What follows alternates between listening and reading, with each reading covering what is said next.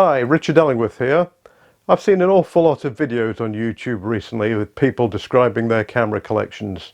Just recently I've been purchasing quite a lot of film cameras, so I thought, do we need yet another video on this subject?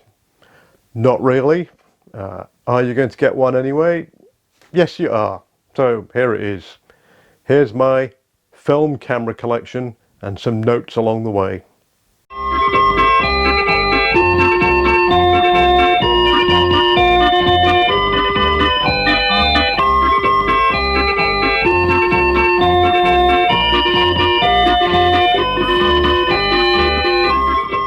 The first camera I'd like to look at is the Kodak Instamatic 155X, which is this thing here.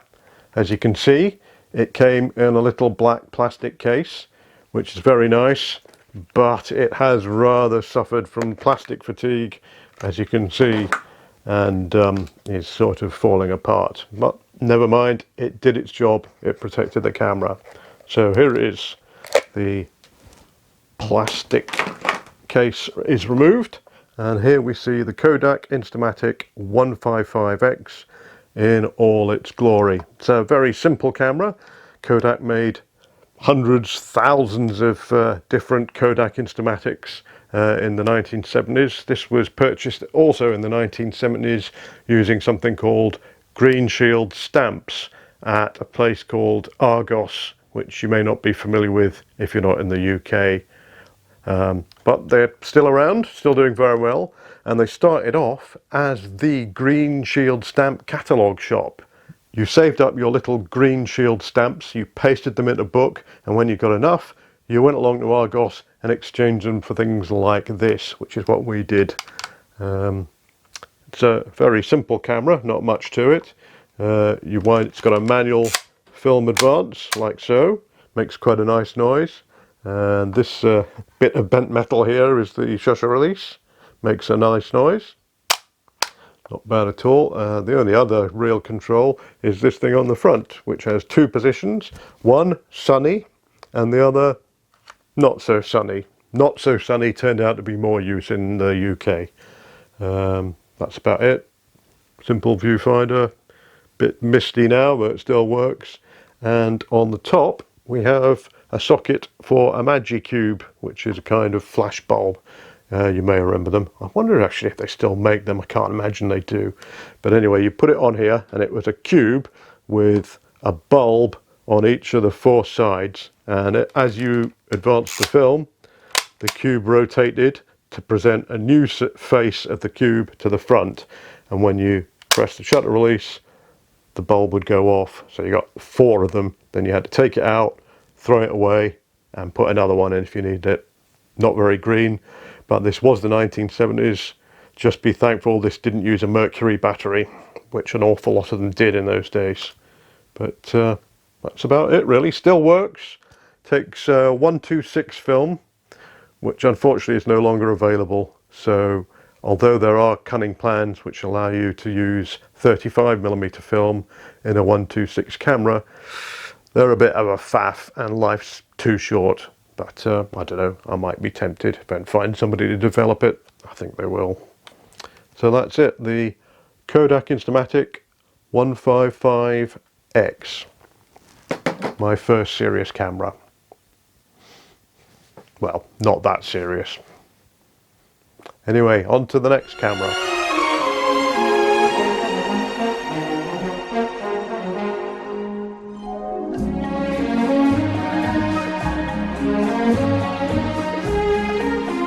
The next camera I'd like to look at is the Canon Shawshot Zoom S, also known as the Prima Auto Zoom in the United States. This is it here. Also came in a case. You don't seem to come in a case anymore, do they? Expect you to purchase that separately. But there you go. This one came in a case. A little bit of Velcro on the front, which had come loose, but I've re-glued it and it's working nicely. So this is the beast here. This is a little bit more modern. This was launched in 1989. Very simple autofocus camera, auto everything, point and shoot, auto film loading, autofilm advance, autofilm rewind. Not really very much you can do, but it does have a zoom lens. It's a 38 to 60 millimeter f3.8 to 7.2. Uses DX coding film as well. It's powered by a 6 volts 2CR5 lithium battery. Absolutely no problem getting them available at the moment. I don't think it's got a battery at the moment. It has these two buttons on the front which allow you to zoom in and out. Makes terrible noise, but it seems to work. It has a self timer which you can activate with this switch here. That's a shutter release, and you have the on off buttons on the back.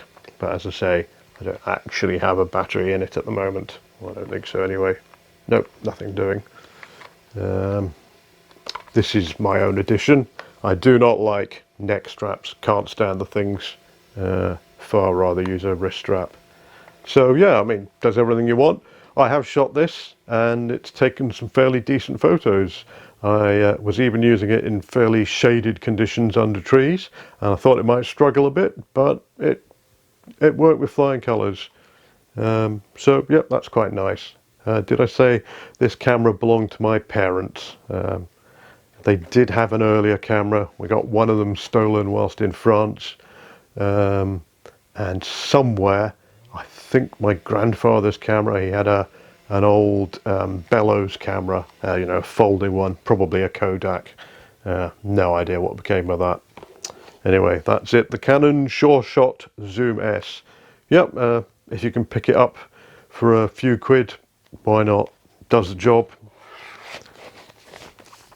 Anyway, on to the next camera.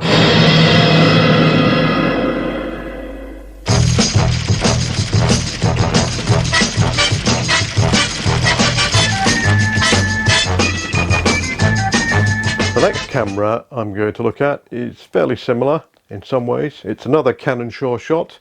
This is the Canon Top Shot, also known as the Shawshot Supreme or the Auto Boy 3. I purchased this on eBay with the case for about £12.50, which I think is pretty reasonable. This was launched in 1986 and it was actually voted European Camera of the Year. I basically went for this because it has a reasonably fast lens. It's a 38mm f2.8, so not too shoddy. It's another auto everything camera. This one of course doesn't have a zoom. I'll get it out.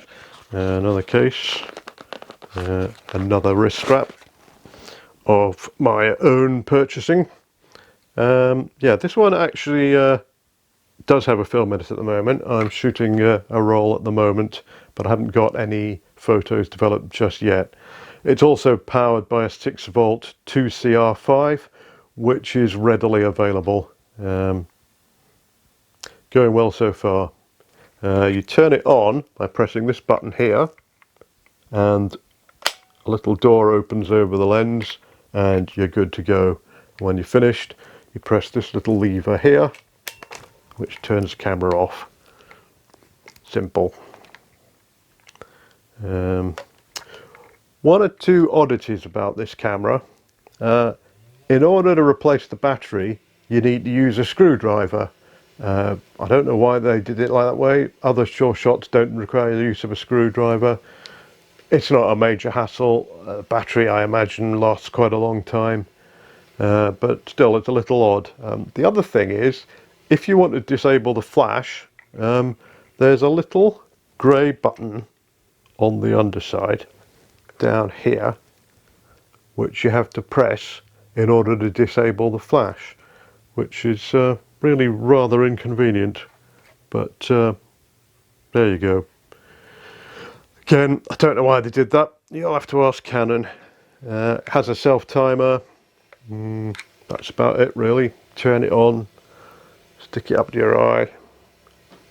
Viewfinder's not bad, I must say. It's got little parallax lines, so when you're shooting near you can adjust.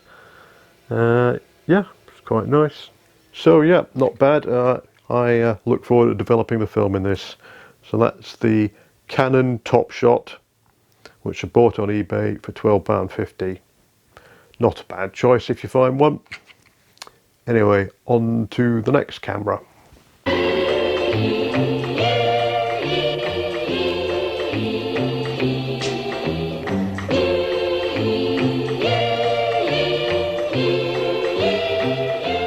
Now I have one more Shawshot, which is this little thing.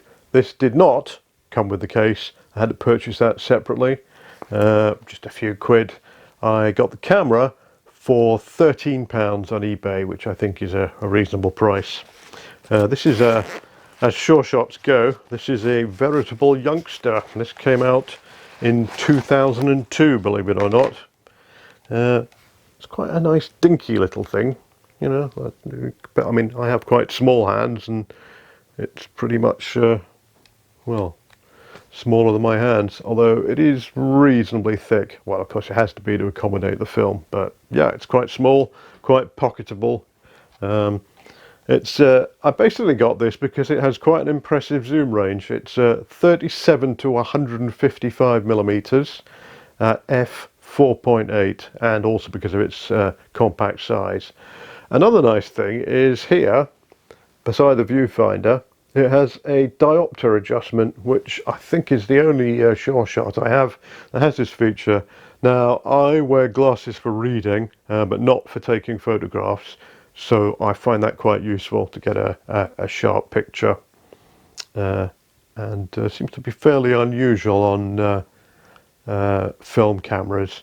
Even the older ones sometimes make you go out and buy a new eyepiece or an adjustment in order to get the focus correct.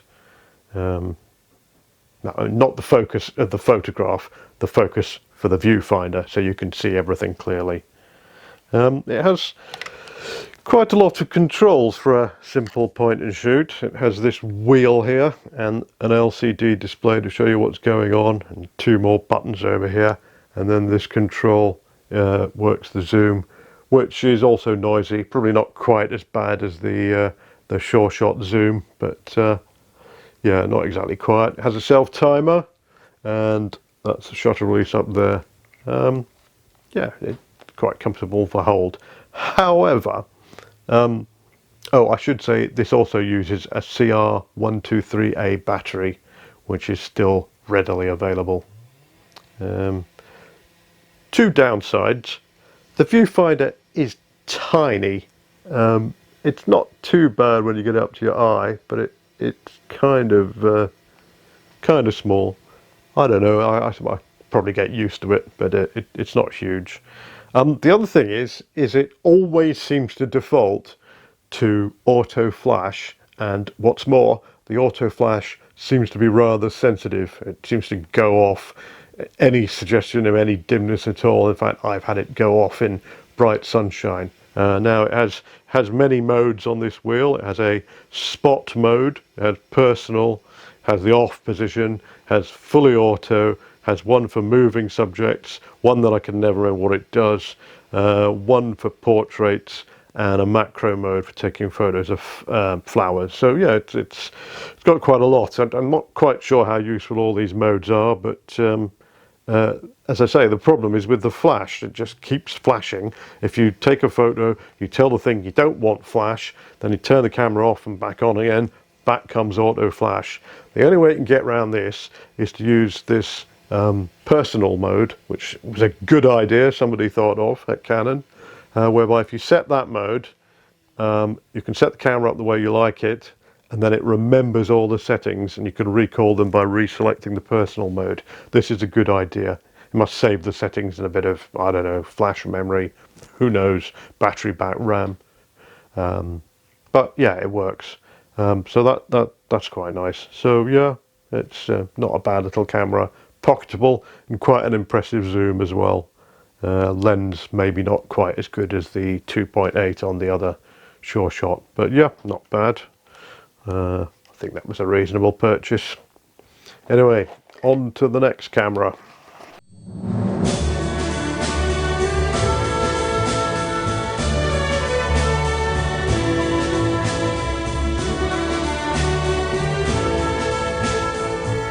Now we're going to go a little bit retro and look at this camera, which is the Fuji Qey ST605. I purchased this on eBay for £50, complete with a Chinon 55mm f1.7 lens and the original manual, which comes in a rather fetching shade of green. This was introduced in 1976. I bought this because I'm quite a fan of the Fuji digital cameras. I have an X-T20, a second-hand X-T2, and at one time I had an X-T10 as well. This uses two SR44 silver oxide cells to power the light meter, but at a pinch you can use an alkaline LR44, which is what I'm doing at the moment. It works, but it probably overexposes a bit when the batteries are new and underexposes a bit when they're old, because an alkaline battery, the voltage it outputs degrades over time. And what you really want is a battery that gives a certain voltage throughout its life and then dies very suddenly. And alkaline batteries don't do that, so they're not ideal. But I am informed that if you shoot colour film, colour negative film that is, that has quite a lot of leeway exposure wise, so it should be able to cope, but we shall see. It's Japanese. Fujiqey is the name Fuji used to give to their cameras for some reason. I think other camera manufacturers also did this sort of thing. Fujiqey is presumably a contraction of Fuji camera. And eventually they started calling their cameras Fuji as well, but they still call their lenses Fujinon. I don't know why people do this. Nikon do it as well. Nikon cameras and Nikkor lenses. Why? I don't know. It just confuses people. Anyway, this is an M42 screw mount for the lens. It's quite heavy. It works pretty well. Unfortunately, the first time I used it, I have shot some film, and the results were a little mixed. Some very good photos, some not so good. Unfortunately, I fitted a ISO 400 film and then went out in what was unexpectedly bright sunshine, so the film was perhaps not entirely suited to the conditions. I'd have probably been better with an ISO 200 or possibly even lower. Got some rather pointillist results, and I also managed to mess up loading the film. Up until recently, I had never used a 35mm camera before, and of course, unlike the point and shoots I've just been showing you, the Shawshots, this doesn't have an auto loading mechanism. I thought I'd done it right. I put it in, started winding the camera on as so, but this little the rewind knob is supposed to revolve, and it didn't appear to be, so I thought maybe I'd messed up loading the film. So perhaps stupidly I opened up the back to see what was going on. It's probably okay, and that ruined the first few shots. But other than that, seems to suffer a little bit from light leaks. As you can probably see at the door, there's if you look around here, at the door there are little strips of foam which are supposed to keep the light out. They started crumbling away. It is quite an old camera. There's some on here as well, and also down there. I think also there's a very thin bit down these little channels, drains if you like, down above and below the shutter. In order to cure these light leaks, I bought some self-adhesive foam, and I fitted it here on the hinge after removing the old gunk which was crumbling away, down here, and then I tried above and below in these little gullies, whatever you call them, little channels up above and below the shutter. You have to be slightly careful though, because if you put too much padding in, the door doesn't want to shut, and that may be counterproductive. Also, I don't know if you can see, incidentally, this isn't the Chinon lens that came with it. This is another M42 lens, which I think I bought separately. But anyway, also in here, I don't know, you probably can't see, but up there inside there's a little cushion which the mirror slaps up against, and that was also crumbling away, so I fitted some foam there as well. Light meter seems to work reasonably well. It's a little moving needle thing in the viewfinder, but yeah. I mean, one other thing is, I don't know when people decided it might be a good idea to put something to hold on to here, but none of these 60s and 70s cameras seem to have bothered with that, which is a shame because, as I say, they are fairly heavy. Anyway, there we are, the Fuji Qey ST 605. Now on to the next camera.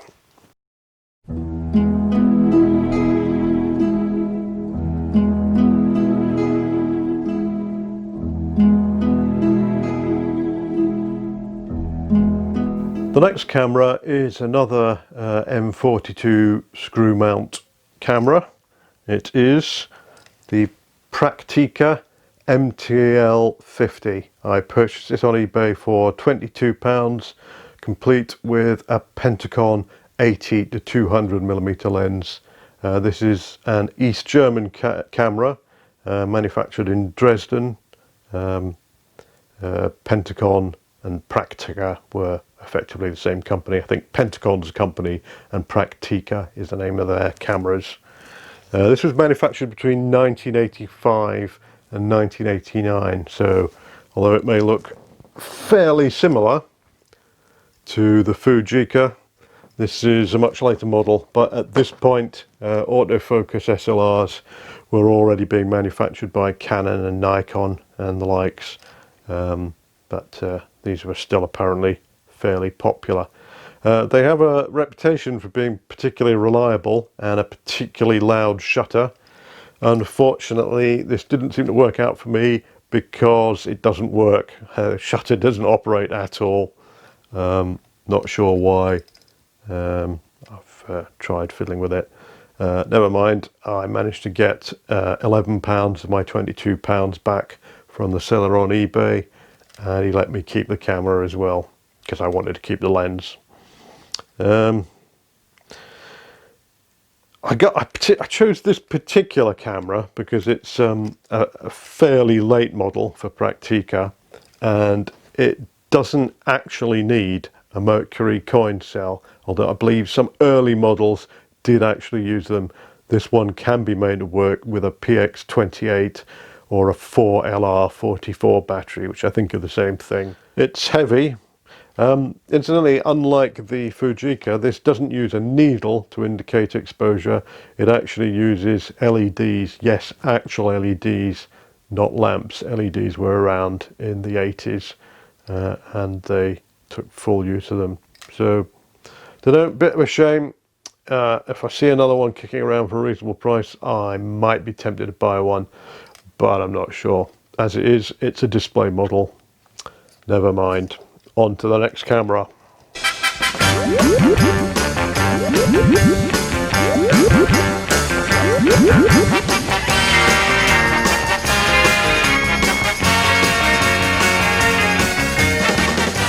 The next camera I want to look at is yet another M42 screw mount camera, and it is this beast, which came in this rather nice case, which is in reasonable condition.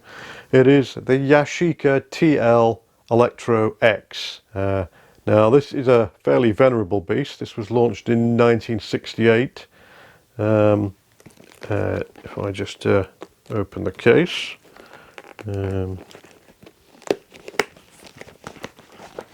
take the camera out. Oh, see it a bit better. Right, so there it is. I believe that's the Chinon lens which actually came with the Fuji Qey camera, but as you say, they're all M42, so it's interchangeable. This has a somewhat novel feature in the use of, it also uses lamps to indicate exposure. There's two little red arrows which you can see when you look through the viewfinder, and they point one way or the other, and you'd simply turn the aperture ring in the direction the arrows indicate until both arrows go out, and then your exposure is perfect. It also has on the top, I don't know if you can see, you have what looks like two lamps, but is in fact a button and a lamp. This is a battery test button. You press it and a little green light comes on to tell you the battery's okay. As you can see, it's still working. Excellent. I had some problems with this. It didn't come with batteries, but I'd purchased the correct batteries, which incidentally are PX28L battery, a Duracell. I think some early models came with PX640 batteries, but I've got the one that takes the PX28s or 28Ls, which is the alkaline version of the silver oxide thing, I think originally that it came with. I'm trying to avoid anything that uses mercury batteries because it's a bit of a pain, but that should be near enough. Same problems with light meter not being particularly accurate, but it's good enough for color negative film. Yet to shoot any film with it. It is a bit of a beast. This is heavy. If you compare it with the Practica, you can see it is a bit chunkier all round, but it has a reassuring chunkiness. The batteries go behind this little cap here, which apparently is often goes missing. Thankfully I have it, which is good. I fitted the battery. I thought there was something wrong because the battery test light didn't work at all. I put the battery in, you put the positive terminal facing outwards and then tighten up the cap. What happened is I over tightened the cap. There's a little arm which contacts one terminal, the positive terminal of the battery, and as you turn it, it mates with a little contact inside the camera. So the arm connects the contact to the camera electrics, whatever you want to call them. But if you keep turning it, you can turn it some more. And I thought you needed to screw it all the way in, but you don't. You just have to turn it so that the red dot on the cap is at the 12 o'clock position, and then it'll work properly. So yeah, I'm glad this works because it's quite a nice looking camera and pretty good condition for something that was first made in 1968. Oh, this may have, it's not as bad as the Fuji Qey, but I think the seals on this could do with a bit of attention as well, so I may need to scrape them out and replace them. The one by the mirror is slightly hard to get to because there's a kind of an overhang, if you like, on the piece of metal on which the cushion is mounted, so it might be a bit more difficult. I might just leave that, I don't know, but anyway, on to greater things, possibly. On to the next camera.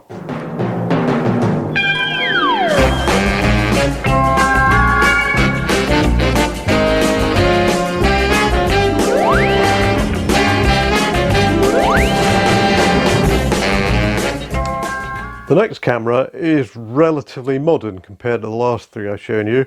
It is the Canon EOS 650. Which was launched in 1987 and was the very first Canon EOS camera, introducing the EF lens mount, which is still used on their digital SLRs, EF being the full frame.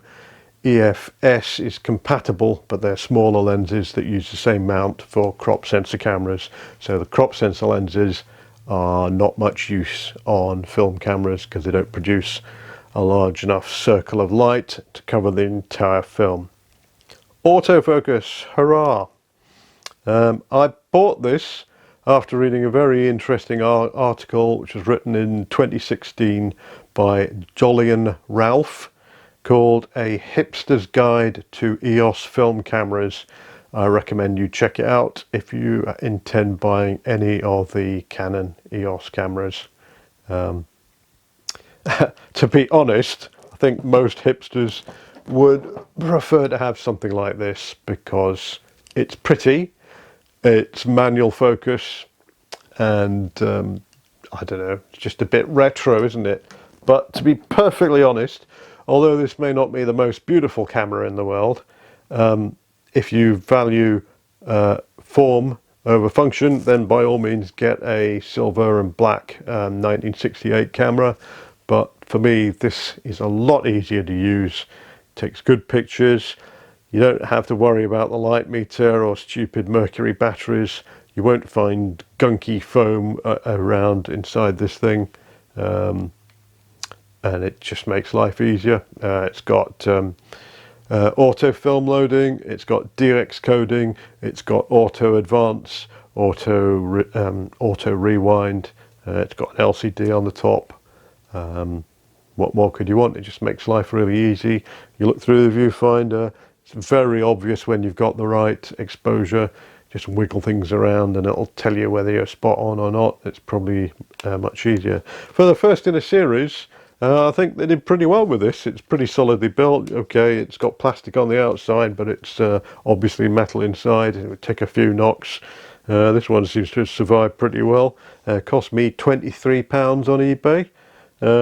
I could possibly have got it for less, but yeah, it's nice. I mean, to me actually, having used the Fuji digital cameras, the controls seem a little odd, but this is kind of the forerunner of the way things were going on SLRs. Typically you have a wheel here and then you have a number of mode buttons. You press the particular mode button for a particular function and then wiggle the wheel, and that's the way it works. But there are also there's this little door at the back which has one or two other functions, but the main if you like, mode selection is done using this wheel here. there aren't that many modes, but it'll do aperture priority, shutter priority, and fully manual, and frankly that's all I need. It will also do exposure compensation. So yeah, it's good. It also has Canon. Around this time I have another Canon EOS coming up, and they have this strange mode which I'd never seen before, where it was called depth, and what you could do is you could select the depth mode, then you could focus on something in the foreground of your shot, press the shutter button I think, and then focus on something in the background of your shot and press the shutter button, and then it would calculate the correct aperture to make sure everything between those two focus points would be in focus. It's a good idea, but a little cumbersome to use. It's probably easier just to focus somewhere in the middle and then up the aperture until you think everything's in focus. But yeah, it's there if you need it. I might give it a try sometime. I haven't so far. I have shot film with this. The results were pretty good, as I remember. But yeah, I mean, it all went pretty smoothly. Nothing to complain about. Yeah, it's a nice camera. Simple as SLRs go, but it does the job, and after all it's probably the glass that counts. I mean, I actually, in order to use this, I bought a nifty 50 lens.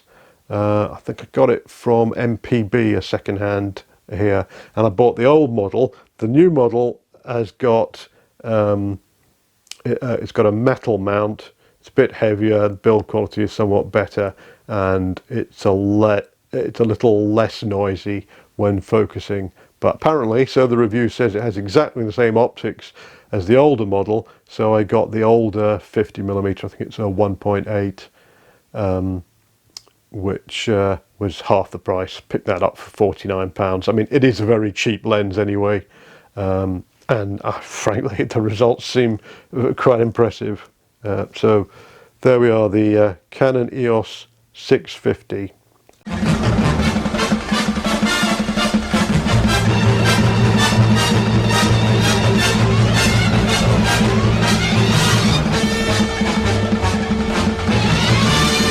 The next camera is another Canon EOS from a few years later. This is the Canon EOS 100, which in the Canon range is somewhere in the middle. It's a sort of intermediate. It's not the professional camera, it's not a beginner's camera, somewhere in the middle. I paid £7.50 for this on eBay, which I think was an absolute bargain. Regarding my comment, it didn't come with the lens, incidentally. This is the nifty 50 I was talking about earlier. It didn't come with a lens, and I have made comments about not having any sticky gunk inside these cameras. This may be the case. What it did have was a sticky hand grip. This apparently is quite a common problem, not limited to Canon cameras. It also, Nikon had the same problem. The material they used on the grip, apparently over time it leaches out and gets very sticky. It was sticky when I got it.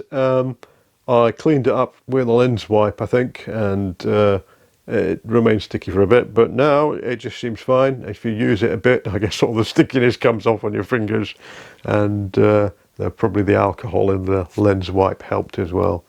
This is good. I mean, £7.50 is less than the cheapest disposable camera you can buy at Boots the Chemist's in the UK. Boots the Chemist is a bit like Walgreens in America. So yeah, that's a bargain. This was another recommendation from Jolly and Ralph's article, which was a hipster's guide to EOS film cameras. All the comments are made about the EOS 650, the first of the EOS cameras, also apply to this one. But this has one advantage. If you look on the back, there is a second dial here. So you have the one by the shutter button here, and then you have the one on the back as well. This means that when shooting in manual mode, you can use your index finger to adjust the aperture, and you can use your thumb to adjust the shutter speed, which makes life a good deal simpler. It has all sorts of weird and wonderful modes as well. I don't think I've got a note of the batteries, but they're readily available. None of this mercury stuff, not by this time. I think this was, as I say, the EOS 650 came out in 1987. This was maybe 2 or 3 years down the line, so getting relatively modern now. One thing it did have, which is here, that there, if you can see that, that is a socket in which you can fit a light pen. A light pen. Why, I hear you ask, would you need a light pen on an SLR camera? Well, what Canon did is they used to sell little booklets with various photos on it, particular scenarios of shooting, and underneath there were barcodes. And what you did is, if you wanted to take a similar sort of photograph, you'd get out your light pen, you'd scan the barcode, and the camera would be set up in the same way as was used to take that photograph. This sounds incredibly cumbersome to me. If you're wandering around with a camera trying to take shots, particularly if you're using a tripod, the last thing you want is a book and a light pen to contend with. And in any case, if you buy an SLR, surely you think you'd probably know how to set up the camera correctly without copying other people's settings. But anyway, I don't know if it was a selling point. It's well, it's hard to imagine on a modern camera, but obviously Canon eventually abandoned the idea. And in any case, I don't have the light pen or the book, and I won't be getting one either. So yeah, I mean, I think this is an absolute bargain. I have been out shooting this. I'm now on my second roll of film, and it's been a dream to use. Also, the shutter seems particularly quiet. I hope it's working, but yeah, it seems to do the job. Pretty clear viewfinder, no complaints at all. For $7.50, it's an absolute steal. If you can pick up one, then go ahead. I mean, there are other similar cameras in the series which Jolyon mentions. I think there's the EOS 50, possibly the EOS 30 as well, which is similar. I think that's about it for film cameras, other than the long lost ones. I mean, going back to the Instamatic, I believe my brother had an Instamatic as well, although I think that took 110 film, which, unlike 126 film, is still available from Lomography. But I don't know what happened to that camera, so that's a bit of a shame. can't say I'm particularly tempted to splash out on a 110 camera, although Pentax did actually make a tiny little 110 SLR. Anyway, I hope this hasn't been too boring for you. If you're a sucker for punishment, I may do a similar video on my digital cameras, of which I have quite a few. But in the meantime, if you didn't like this video, hit the dislike button. If you did, then you can hit the like button, and you can even subscribe if you want. It's entirely up to you. I'm not going to make you do it. So anyway, enough of this. Bye for now.